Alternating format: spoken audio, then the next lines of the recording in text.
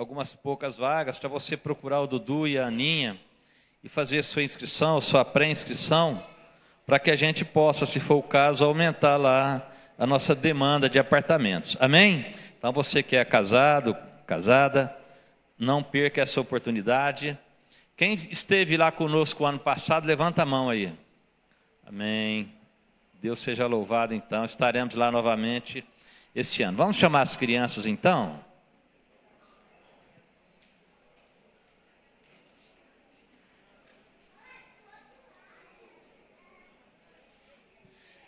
Aleluia.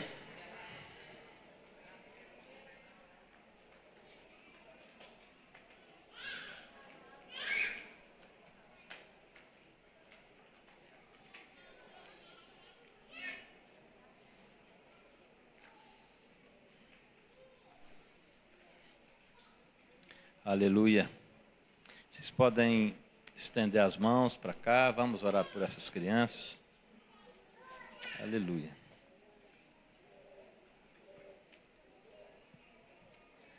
Amém. Deus, nós pedimos ao Senhor que possa estar visitando com intensidade essas crianças. Que o Senhor possa estar abençoando cada uma delas, guardando, ensinando, derramando unção e graça. Que desse meio aqui, o Senhor possa trazer grandes pastores, mestres, evangelistas, em nome de Jesus, profetas, profetisas, pessoas que possam ser tremendamente usadas nas suas gerações, assim nós profetizamos sobre elas em nome de Jesus. Amém. Aleluia, glória a Deus. Pela escada?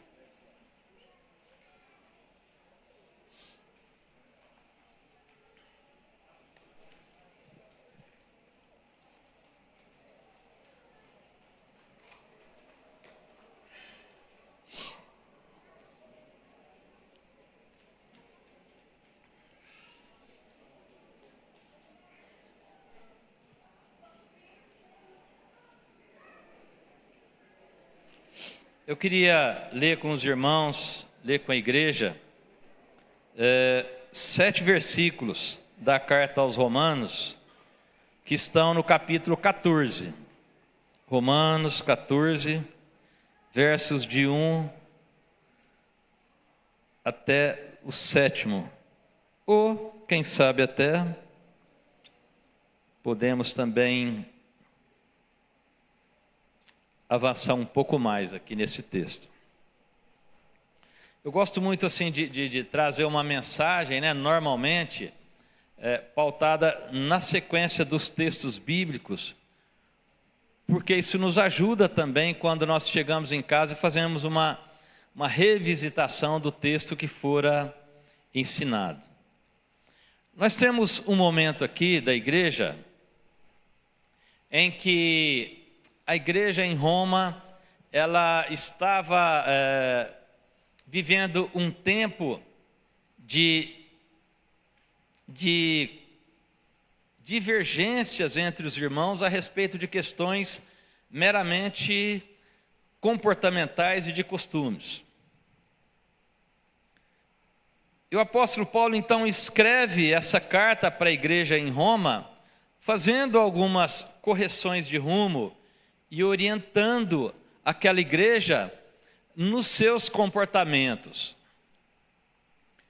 E quando nós entramos então nesse capítulo 14, ele vai trazer alguns desafios para que nós possamos aprender nessa noite como igreja.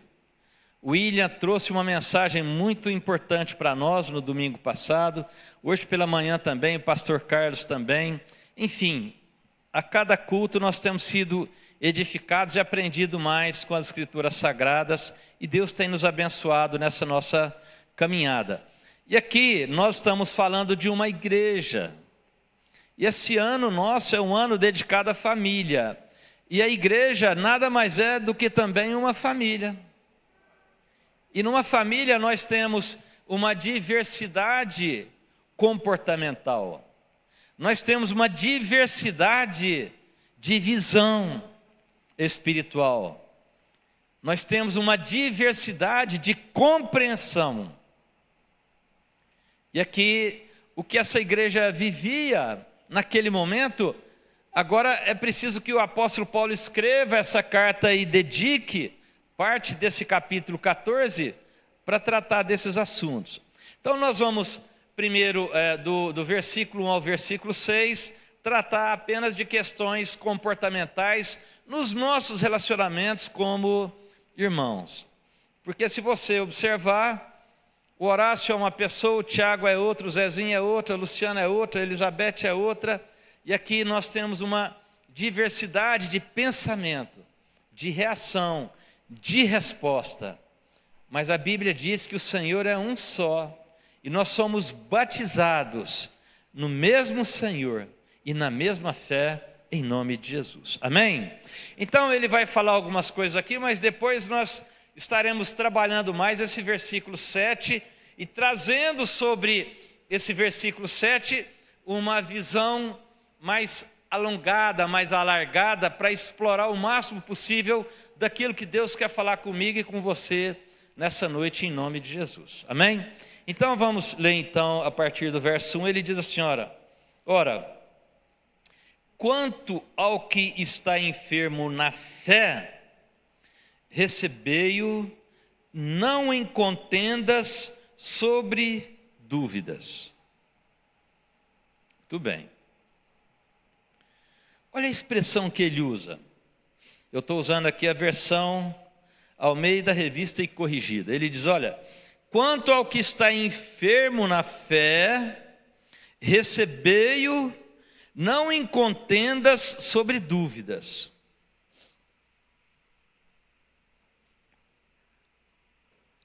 Olha que coisa, queridos, o que Paulo está falando? Às vezes nós estamos doentes espiritualmente.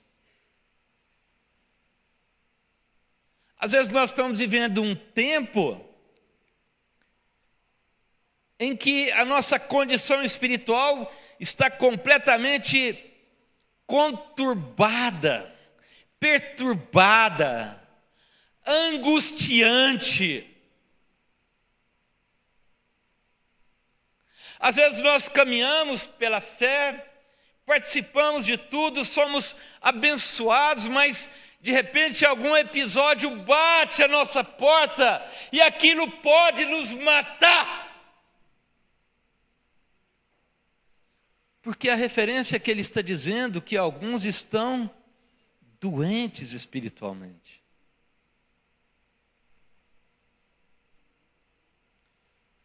A vida cristã, ela não é uma vida linear. Ela vai enfrentar as suas intempéries. Percebam bem, irmãos, Jesus tinha um discípulo, esse discípulo, entre todos que ele tinha, mas ele tinha em especial um discípulo que era Tomé. Tomé caminhou com o Senhor. Tomé presenciou milagres, sinais, maravilhas, ressuscitações, curas. Tomé presenciou Jesus acalmando uma tempestade. Mas quando Jesus se entrega naquela cruz, e Jesus havia advertido eles, se vocês observarem no Evangelho de João, no capítulo 14, Jesus foi discorrendo sobre tudo. Se você pegar o Evangelho de Mateus, capítulo 17, você vai ver ali Jesus falando, olha, vai acontecer isso, aquilo e aquilo outro. O próprio apóstolo Paulo vai explicar lá no livro de Atos, que era necessário que o Cristo padecesse, que morresse, mas que ressuscitasse no terceiro dia. Tudo estava delineado. Mas quando a realidade bateu à porta de Tomé, Tomé bateu em retirada. Ele ficou adoecido espiritualmente. Eu não sei se você algum dia foi acometido por uma doença no seu espírito. Sabe, as doenças no corpo, elas não são tão desesperadoras, porque nós temos a medicina. As doenças da alma, muitas vezes são tratadas com a ajuda de pastores, de líderes e de profissionais também. A pastora Elizabeth é psicoterapeuta. Ela trabalha com isso o tempo todo. Com doenças, enfermidades da alma, do sentimento. Mas, amados, tem uma outra doença, uma outra enfermidade, e essa pode ser fatal, que é a chamada doença espiritual. Porque a doença do corpo, ainda que ela possa derrotar a mim e a você, e nós irmos a óbito, mas se nós estivermos firmes com o Senhor, há uma esperança de vida eterna para nós. Da mesma maneira, a doença dos nossos sentimentos.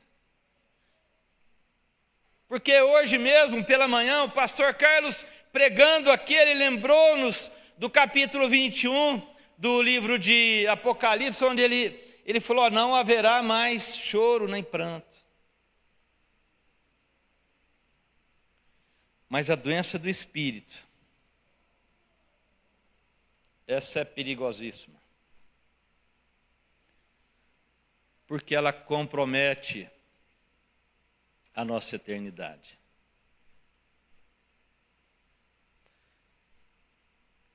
E de vez em quando eu e você precisamos fazer um diagnóstico sobre a nossa vida espiritual. As mulheres fazem o seu autodiagnóstico sobre eventuais problemas de saúde. Os homens nem tanto, porque os homens são mais desleixados. Mas esse diagnóstico da nossa saúde espiritual, esse é imprescindível. Tomé ficou perturbado com a morte do Cristo. Porque a expectativa que ele foi criando era de que ele estava andando com um homem que seria infalível enquanto homem. E quando Jesus então ressurge no meio dos discípulos, ele falou: olha, se eu não colocar a mão na ferida, eu não crerei.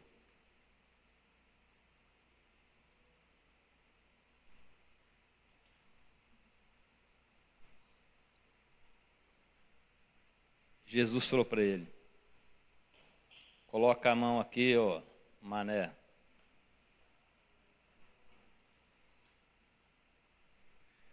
E quando ele tocou naquele ferimento,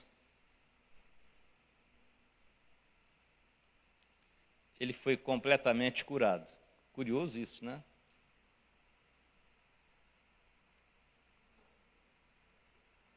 A Bíblia conta a história de um profeta, o profeta Jeremias. E esse profeta havia morrido, ele foi jogado numa vala. E vinha passando um pessoal carregando um morto para enterrar.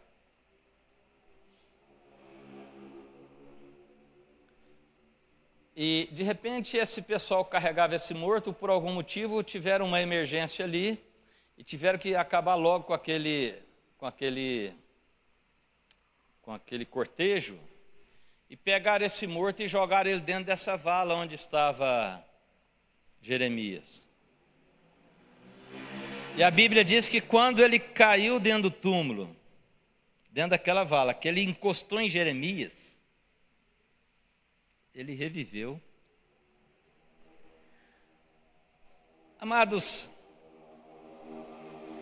a morte encontrou a vida.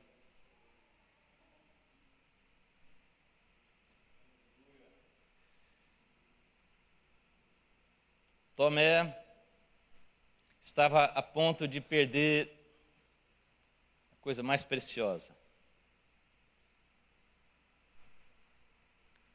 E quando ele tocou naquela ferida, ele foi completamente curado. Sabe como é que nós detectamos que ele foi completamente curado?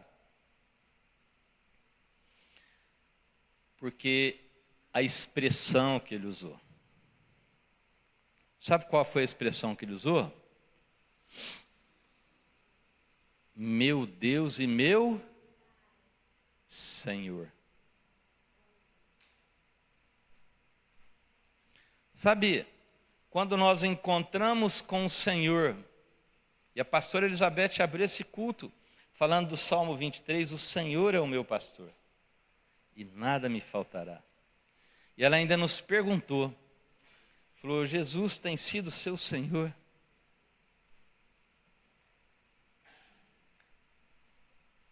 Quando nós encontramos o Senhor, a cura acontece.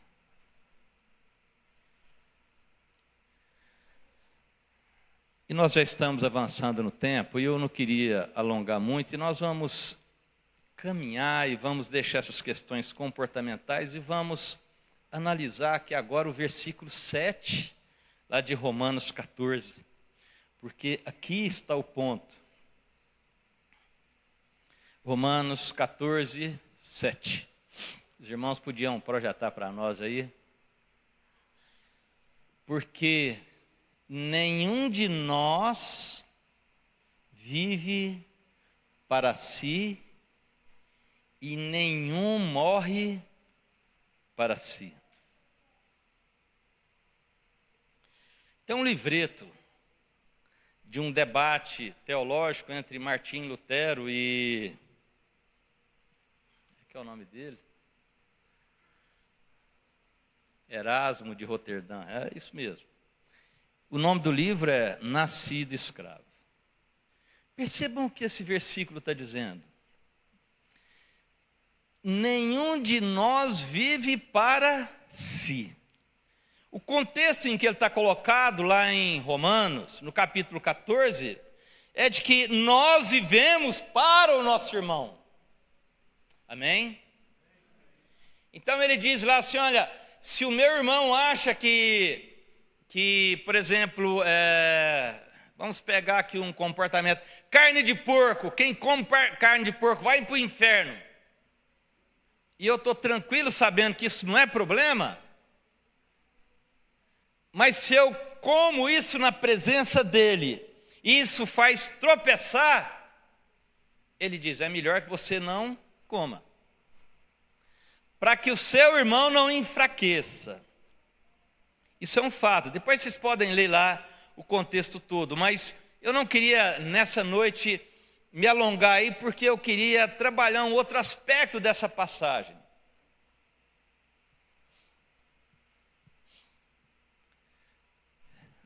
Cada um de nós tem nas nossas famílias, ou então a maioria de nós, aquele tio, aquela tia, né, que não tem um controle sobre os seus impulsos.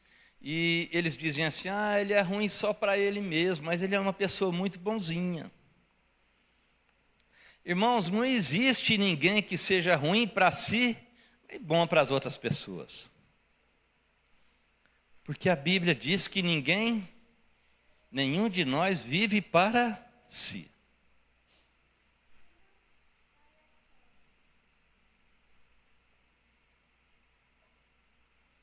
Mas eu quero caminhar para o final da nossa mensagem aqui. Ainda tem muito tempo ainda, tá certo. Mas vamos trabalhar um pouquinho uma coisa aqui, irmãos.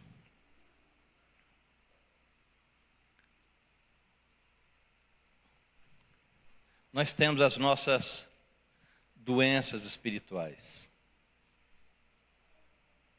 Se você disser que você nunca esteve adoecido espiritualmente, depois você me conta como que é esse negócio aí.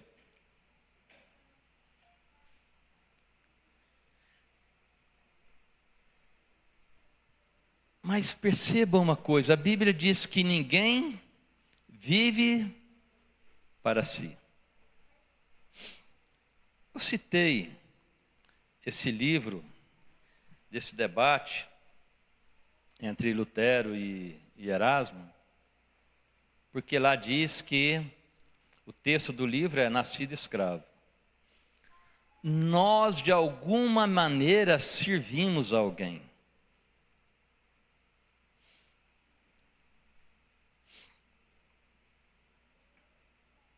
Eu, algum tempo atrás, preguei aqui na igreja sobre Davi, quando ele é confrontado pelo profeta Natã. A maioria de nós conhece a história de Davi e Batseba. Quantos conhecem a história de Davi e Batseba aqui? Deixa eu ver. Amém. A história de Davi e Batseba é fácil de sintetizar ela. Davi era um rei, e no tempo em que os reis saíam para a batalha, a Bíblia diz que Davi não saiu para a batalha. Ele ficou no palácio e ele, ao final da tarde, provavelmente no intervalo entre o jogo do Flamengo e Vasco, ele resolveu dar uma passeada ali pelo pátio ali. Amém? Essa é uma versão ultramoderna do pastor Horácio. E eis que se não quando, mas porém contudo, ele olha ao longe e vê uma mulher linda, chamada Batseba. E ele se encantou por ela. E aí tem toda a história, os irmãos lembram direitinho da história, mandou buscar ela, e, enfim, ela veio e tal. E ele esteve com aquela mulher, e ela engravidou, e ele depois tentou montar um teatro ali para que ninguém desconfiasse que aquele filho era dele. E a Bíblia diz que um abismo chama outro abismo, e a coisa foi só piorando. E ele teve que organizar para matar o próprio soldado, que era muito fiel a ele. Tem toda uma história, depois você pode ver lá, no segundo livro de Samuel, você vai ver isso aí lá. Mas aconteceu uma coisa interessante ali. Aliás, entre tudo que foi interessante, para aquilo que eu quero falar com a igreja nessa noite. Ele faz a besteira, depois ele praticamente induziu à morte o marido daquela Batseba, e depois ele é confrontado pelo profeta Natã. O profeta Natã vem conversar com ele, e como ele era o rei, ele é que determinava, e o rei mandava matar profeta, se fosse o caso, o rei dominava sobre tudo. Natã teve que vir com um jeito, com uma estratégia para falar com o rei. E presta atenção, depois eu quero que você visite esse texto lá na segundo livro de Samuel. A Bíblia diz que Natã, para confrontar ele, não podia chegar e falar: olha, você cometeu esse, aquele outro pecado. Natã usou uma parábola. Falou assim: olha, tinha um homem que era muito poderoso e rico.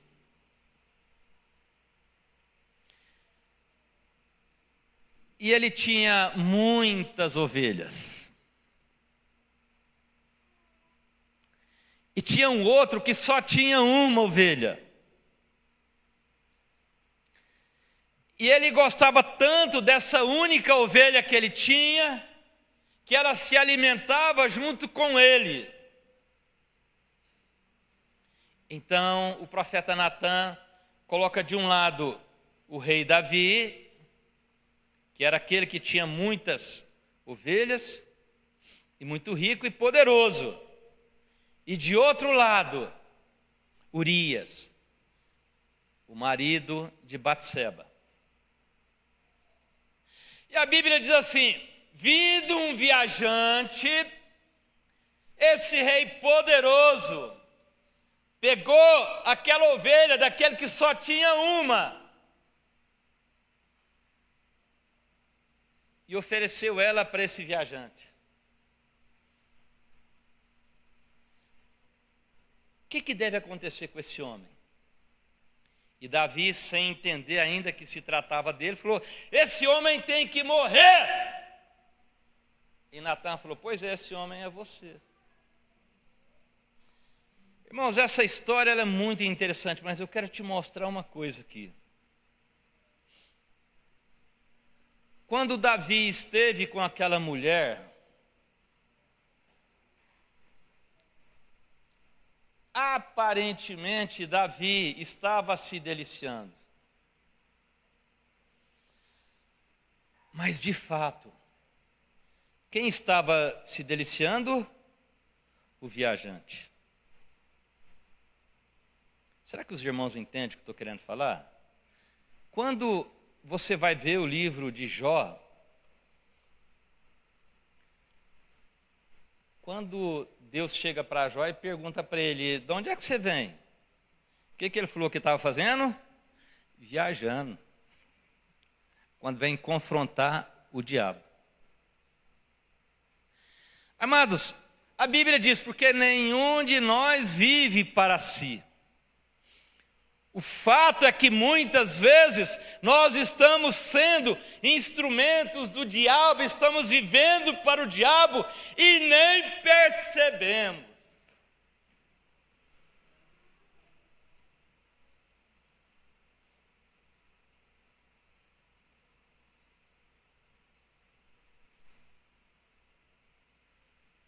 Às vezes nós estamos com o patrão errado. Ele paga salário, sabia disso? Lá em Romanos diz assim, que o salário do pecado é o quê? A morte. Então, o patrão, o diabo, ele paga salário. Não sei se paga vale refeição, vale transporte, mas ele paga salário. E a Bíblia diz: nenhum de nós vive para si.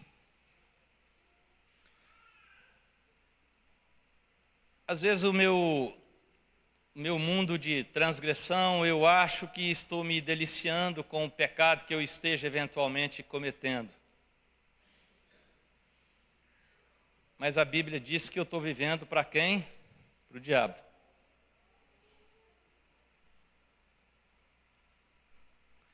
Eu tenho aquela falsa ilusão de que estou de boa. Mas a Bíblia diz: porque nenhum de nós vive para si mesmo. É muito interessante isso. Para quem nós estamos vivendo? Sabe, amados, às vezes tinha uma mulher que a Bíblia diz que tinha 12 anos que ela sofria uma hemorragia.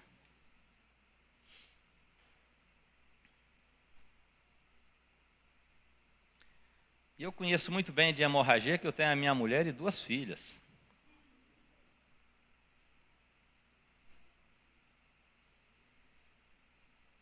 E 12 anos de uma hemorragia ininterrupta.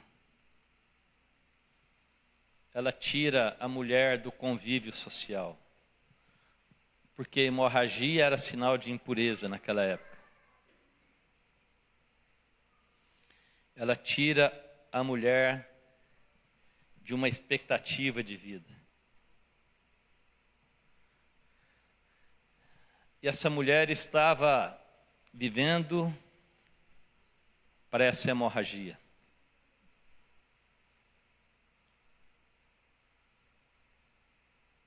Quem sabe você tem enfrentado alguma enfermidade no seu corpo.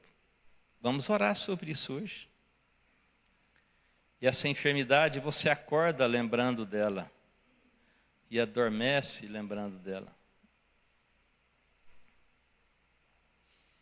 A Bíblia conta a história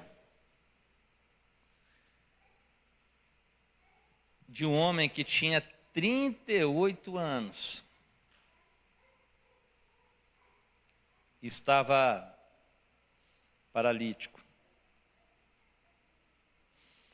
Aquele homem, ele não vivia para mais nada, Ele não vivia para si. Ele vivia por conta das suas limitações.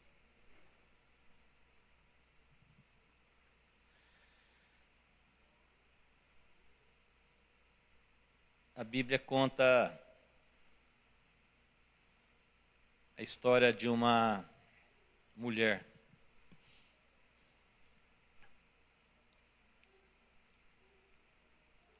e ela ia no poço buscar água no horário mais quente daquela região. Ela não vivia para si.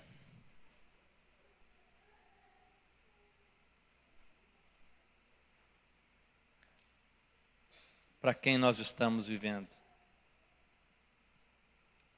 Eu não me refiro somente a eventuais vidas de pecado, mas a enfermidades que muitas vezes nos acometem, a situações que nos aprisionam, a medos, a pavores.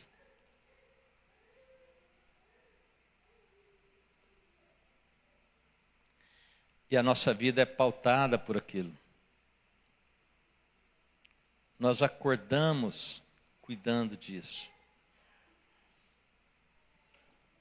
Quando dormimos cansados, porque a nossa alma está angustiada.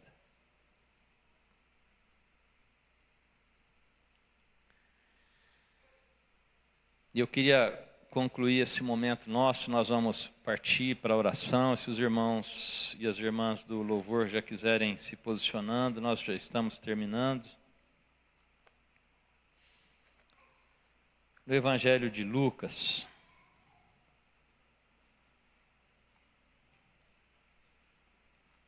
nós temos um momento em que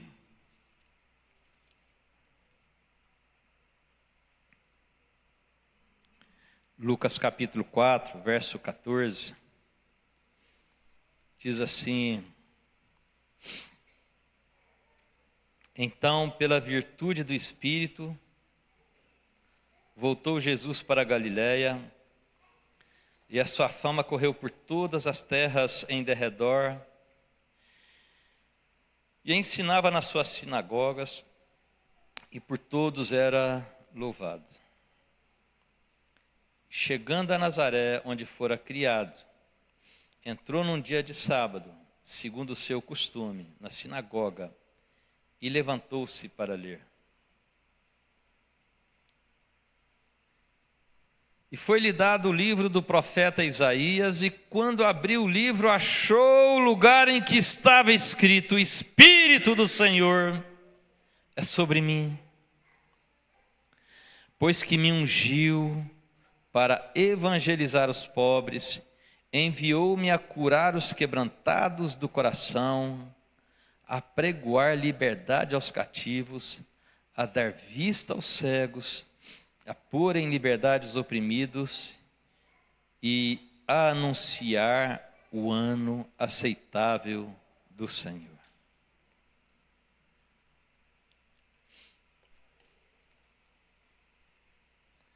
Essa foi a obra do Cristo. Quem sabe nós estamos vivendo uma vida de opressão.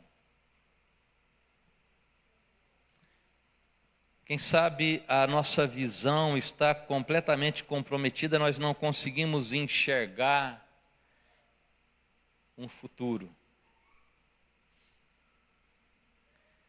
Quem sabe há um espírito que se aloja em mim e em você e tenta nos oprimir. E esse espírito faça com que eu só viva para ele.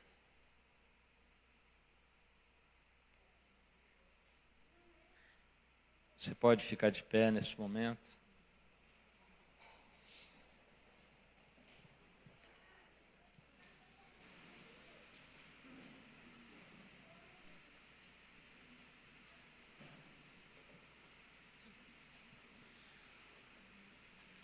Amados, Bíblia diz que em Cristo nós somos mais do que vencedores.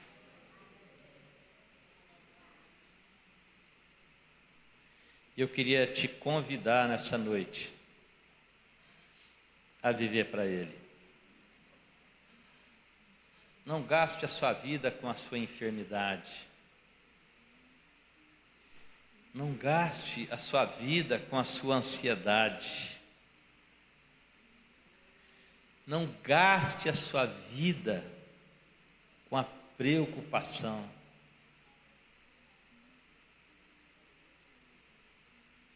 Depois você pode ler a carta de Pedro. Pedro era uma pessoa extremamente ansiosa, mas quando ele encontrou as verdades do Cristo ressurreto, ele fala assim, lançando sobre ele toda a vossa ansiedade, porque ele tem cuidado de vós. E nós viemos aqui nessa noite, irmãos, para ouvir isso aí. E não somente para ouvir isso aí, mas para entender que nós precisamos mudar de patrão.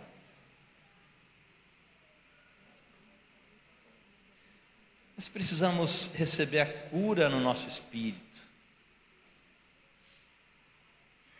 Nós precisamos da libertação. Quando ele diz em Lucas, no capítulo 4, nós acabamos de ler, para pôr em liberdade os cativos.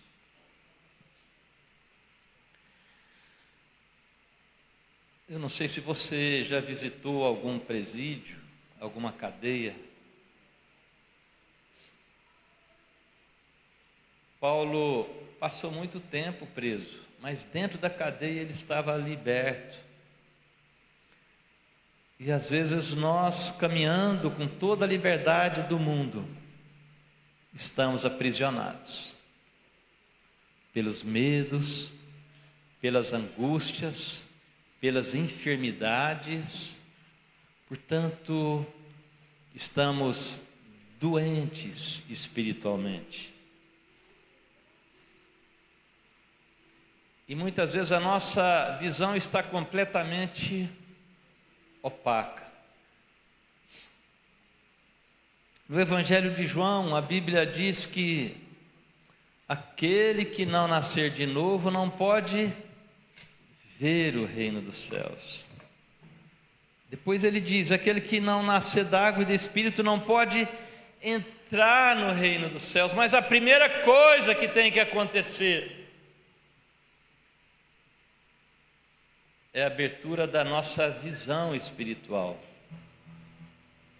porque sem ela nós não entramos nesse reino, estaremos condenados perpetuamente a servir as circunstâncias, os medos, as enfermidades.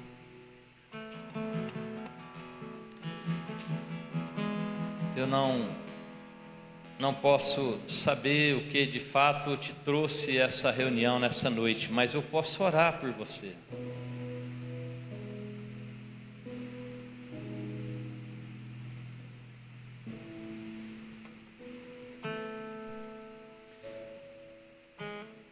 Eu não sei se você sabe disso, mas o brasileiro já nasce com uma dívida muito grande, que é a dívida pública. Nós, como seres humanos, nascemos com uma dívida muito grande. Mas a Bíblia diz que Jesus, quando ele expirou na cruz, ele falou: tetelestai, está pago.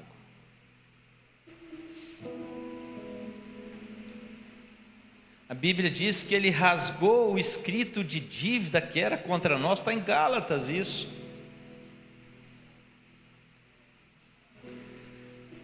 E às vezes nós estamos carregando um peso que não precisamos. Essa é uma noite para que Deus possa restaurar a minha e a sua vida espiritual. Se você tem enfrentado a enfermidade, não deixe que isso domine você. Se você tem enfrentado medos, não deixe que isso domine você. Não viva para isso, não alimente isso. Entregue isso na cruz do Calvário. Se é ansiedade, lança sobre ele a sua ansiedade. Se é uma enfermidade, ele pode fazer coisas grandiosas na sua vida. Se é um medo, a Bíblia diz que o verdadeiro amor lança fora todo medo. Primeira carta, João, capítulo 4.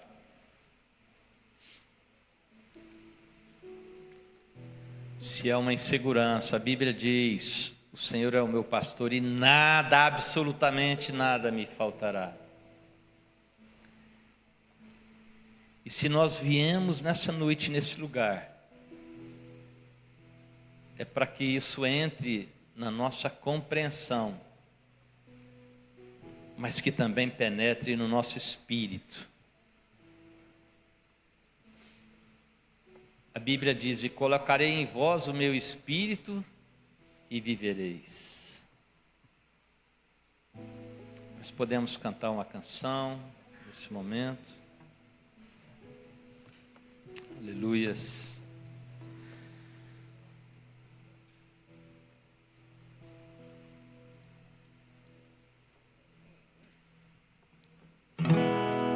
Precioso Jesus, aos teus pés aqui estou. Que eu poderia te oferecer por tudo que tu és, tudo que tenho eu derramo aos teus pés. Não importa o quanto custou, Jesus, teu valor é maior. Eu encontrei o meu tesouro, eu encontrei o bem mais precioso. Eu encontrei o meu tesouro, eu encontrei o bem mais precioso.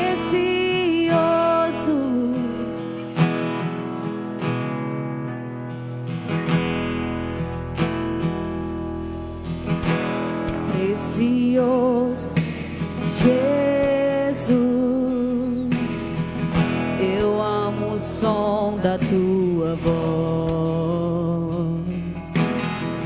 Tuas palavras são mais desejáveis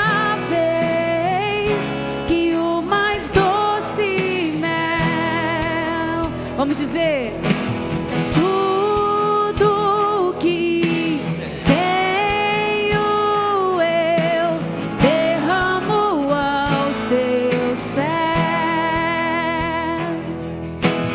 Não importa o quanto custou, Jesus, teu valor é maior. Jesus, teu valor é maior. Eu encontrei o meu tesouro, eu encontrei o bem mais precioso. Eu encontrei o meu tesouro, eu encontrei o bem mais precioso. Aleluia. Irmãos, antes de a gente partir para o momento de oração, é importante que eu faça aqui uma correção. Presta atenção no que eu vou dizer para vocês. A pastora Elizabeth me chamou ali no canto agora, e de fato, quando eu citei a história do morto que foi jogado na vala, né? Quem estava dentro da vala não era Jeremias. Na verdade eu queria jogar Jeremias lá, mas ele não quis cair lá dentro. Lá era Eliseu que estava dentro da vala lá. Amém? É porque às vezes quando nós pregamos, nós falamos rápido demais e erramos uma pequena coisa e podemos matar quem nem deveria estar morto, não é verdade, irmãos? Mas então assim, que Jeremias me perdoe, não foi ele. Mas é muito interessante essa passagem. Perceba uma coisa, e aqui nós completamos antes da nossa oração final, até porque também lá atrás vai estar fazendo inscrições para o Congresso de Mulheres, que acontecerá nesse próximo final de semana. Mas eu quero que você entenda uma coisa aqui.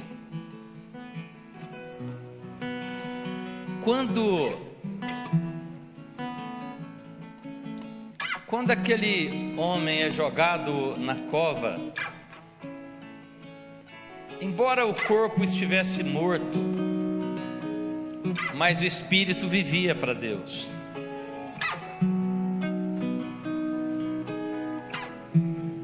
E eu e você, à medida em que nós aprendemos a não viver para nós, mas vivemos para Deus, à medida que as pessoas se aproximam de nós, elas também recebem a vida. Quantos entendem isso aí? É para isso que nós somos chamados. E você tem esse potencial nessa noite de entender isso. Pare de viver para aquilo que não é propósito de Deus. A Bíblia diz que Ele levou sobre si todas as nossas enfermidades. A Bíblia diz que Ele veio para restaurar a vista aos cegos. A Bíblia diz que Ele veio para pôr em liberdade os cativos, a curar os oprimidos. Talvez você nessa noite esteja carregando um peso, mas mude de patrão. Feche seus olhos, eu vou orar por você nessa noite. Nosso horário já está bem adiantado já, não gostaria de retardar esse momento, mas é importante que nós oremos nesse momento. Feche seus olhos e nesse momento agora comece a entregar todas as suas preocupações na mão do Senhor, e nós vamos orar por você. Deus Pai, em nome de Jesus, nós estamos aqui reunidos em Teu santo nome. Viemos a essa igreja, a essa reunião, a este local, para ouvir da Tua palavra e para receber da Tua visitação. E nós Te pedimos em nome de Jesus que tudo aquilo que foi ministrado ao longo dessa noite permaneça no espírito das pessoas que aqui vieram em nome de Jesus. Não somente na compreensão, não somente na cognição, não somente na emoção, mas no espírito, para que possamos ser curados das nossas enfermidades e mazelas espirituais. Nós queremos entregar as nossas vidas ao Senhor. Repita comigo, igreja: Senhor Jesus, nessa noite eu compreendo que vim a esse lugar para entregar minha vida em Suas mãos. Eu quero confessar: o Senhor é o meu pastor, é o meu Senhor. Eu confesso publicamente que quero servir ao Senhor em nome de Jesus. Amém. Se você fez essa confissão entregando a sua vida para Jesus pela primeira vez nesse culto, né, ou na sua vida, eu quero que você levante sua mão, que nós estaremos orando por você aqui na frente. Tem alguém que quer receber uma última oração aí? Amém. Se nós estamos nessa condição, então todos já receberam essa oração, entregaram a vida para Jesus. Que o Senhor te abençoe, te guarde e que você seja um Eliseu em nome de Jesus. Amém. Dê um forte aplauso ao Senhor. Glória a Deus. Como Maria, que estava aos seus pés e disseste a ela: essa é a boa parte, que nunca será estava aos seus pés.